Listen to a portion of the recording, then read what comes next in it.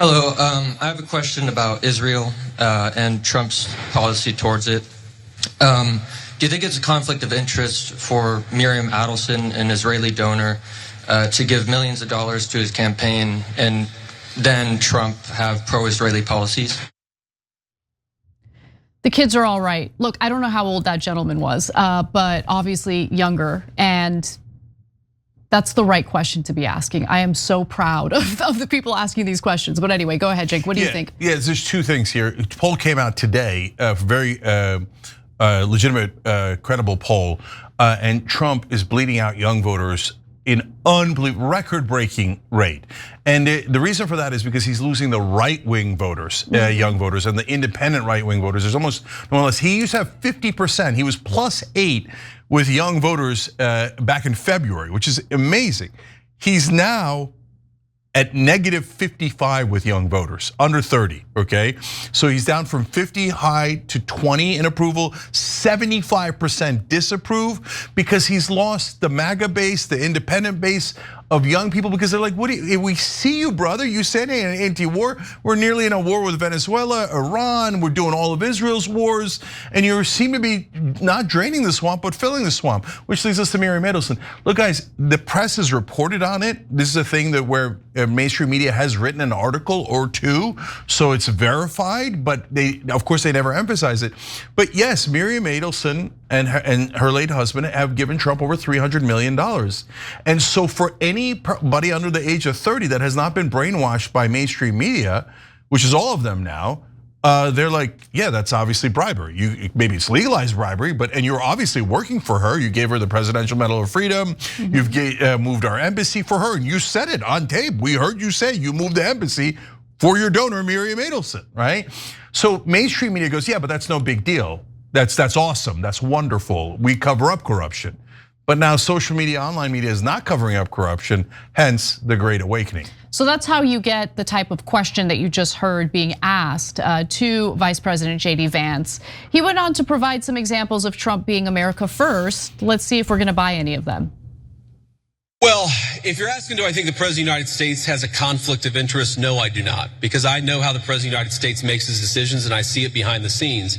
Now, as the President himself has said, Miriam Adelson, who by the way, I know and I have a very good relationship with her, she is very clear about the fact. She doesn't hide the fact that she really loves Israel, and that is part of what motivates her political giving. That is a reality.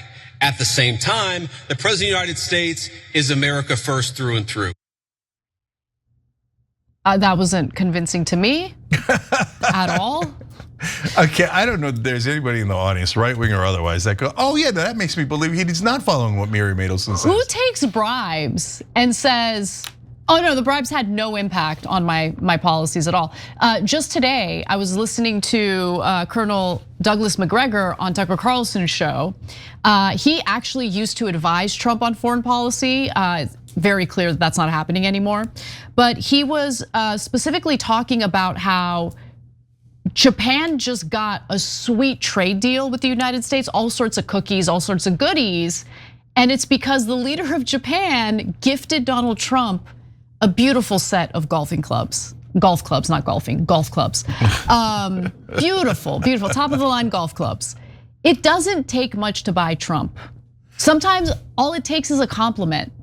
Sometimes a set of clubs, right? Yeah. $300 million though, that's gonna talk. So I wrote a lot about this in my book, Justice is Coming, and they got a lot of things, not just for Israel. They had some charges that were that they got rid of for Sheldon Adelson for foreign corruption, because he makes most of his money in China, Macau. Okay, so the Adelson family is a family that serves Israel, makes their money in China.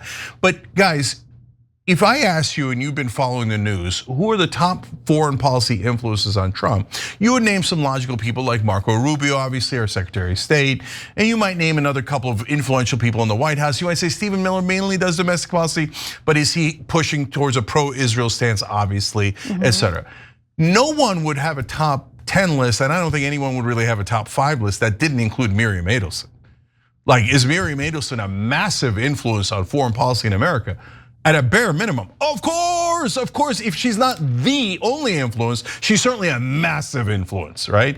And the family overall has given Trump $337 million. But it's not just about Trump. Remember, they also AIPAC #1 donor to Joe Biden, but also what the Adelsons and the AIPACs of the world do is they hang it over the heads of others. They go, now, if you're a good boy, JD Vance, you will also get Miriam Adelson money when you run for office. And all of you congressmen and all your senators, remember the Israeli lobby funds 90% of Congress. Right. Again, these are facts hidden from you from mainstream media, but as you see at a Turning Point USA conference, filled wall to wall with right wingers, they found out anyway. I love it. Keep asking the questions. These are the right questions to be asking, and we'll see how this plays out, but I'm loving what I'm seeing. Every time you ring the bell below, an angel gets his wings. Totally not true, but it does keep you updated on our live shows.